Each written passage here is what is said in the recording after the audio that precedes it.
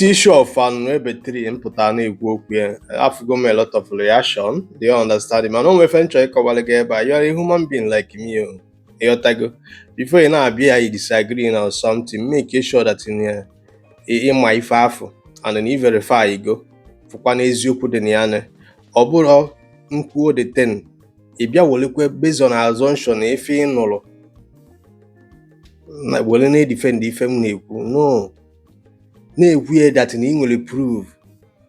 Now, some of our people are going to say that the 3 is existing. Some say, one of our this is only some page because I call all of us. You are my brother, you are my sister. I don't know my follower. On one name cable. Like I so for that so. But I said that na the OCC in Ebonyi State. Do you get my point? Oh, na the opposite, not the Ebonyi State. Na the 3 ebe Anunuebe. Na akamuli na Ebonyi State. Na actually ejugi. Ọ bụ na inwere somebody na Anambra State na o nwere onye na-ada na Anambra State. Si anya gosi Anunuebe ọma. Anunuebe afọ ọma na Anambra. Ọ bụ na inwere somebody na Enugu. Ọkwa onye Enugu onye wepụta Anunuebe na Enugu. Gwa onye Ebonyi wepụta Anunuebe 3 afọ na Enugu. Onye Abia, onye Imo, wepụtara that Anunuebe 3. Do you understand what I'm saying? That my brother commented that and also that na the 3 on Enugu. Some disagree with me, saying that the 3 is existing. Do you understand me? But if you see that the 3 exist, if you go the 3 anya, mari no exist. My lot of our people just na comment they got rubbish. Na-ekwu ife a based on assumption ka ọ na-iji the fact na enwere osisi a na-akpa Anunuebe today mụ na gị na-abụ nọ. This our brother si n'ọnọ n'Enugu State n'Imo na-abịa Ebonyi State. Achọrọ m ịjụ gị Anunuebe afọ ị na-afụ na Ebonyi State kedu na ebe ọ dị because ọ bụkwa na ọ bụla Anunuebe afọ anyị na-anụ story ya na ọ ji wee bụ na nnụnụ ada ebe n'enu ya. Ọ bụkwa na nke afọ ị na-afụ na bụ na Anunuebe n'enu. It means that na ọ bụrụ dị Anunuebe anyị na-ekwu okwu ya. Then na ebe ọ na-adịwo na paradise na forest.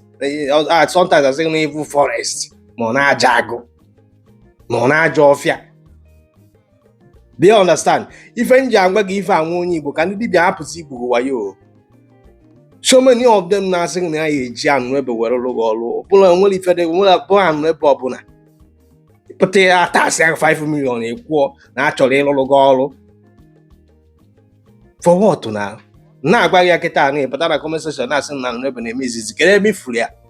When did you see the 3 called Anunuebe? Bụ na no bed na pension. Na ebe. When did you see the 3? Where did you see it? Ketiri dị ife a nọ na Igbo today. Nnụnụ enwere ma kedu afịa bụ ma egbe ma nduru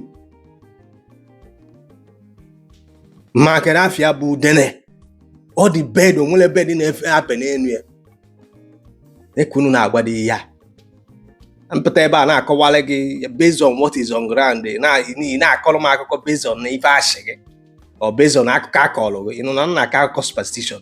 Achọkwa m ị na-abata na agba Igbo tradition spirituality superstition juru ebe afọ because mbata ebe afọ nwere ike rebel man na ma adị against but I'm still coming to that. Enwere a lot of superstition on Igbo tradition and culture.